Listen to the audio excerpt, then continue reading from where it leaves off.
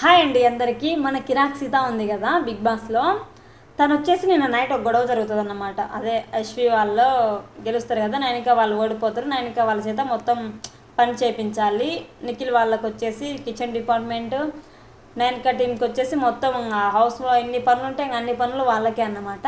అక్కడ పృథ్వీ వచ్చేసి ఆమ్లెట్ వేసుకుంటూ ఉంటాడు. కిచెన్ డిపార్ట్మెంట్ వాళ్ళని అడిగేసి వాళ్ళ చేత వేయించుకొని తినొచ్చు కదా, అది వాళ్ళ డ్యూటీ కదా, కానీ తనే వేసుకుంటాడు. అప్పుడు కిరాక్ సీత పాయింట్ చేసి అడుగుతుంది, అన్న నువ్వు ఎలా చేసుకుంటావు పని, నువ్వు కిచెన్ డిపార్ట్మెంట్కి చెప్పి వాళ్ళ చేత చేయించుకో, ఆ తర్వాత క్లీన్ చేసే బాధ్యత మాది, క్లీన్ మేము చేస్తాము, వాళ్ళకి హెల్ప్ చేసినప్పుడు నువ్వు మాకు కూడా హెల్ప్ చేయాలి కదా అని డైరెక్ట్గా అడుగుతుంది.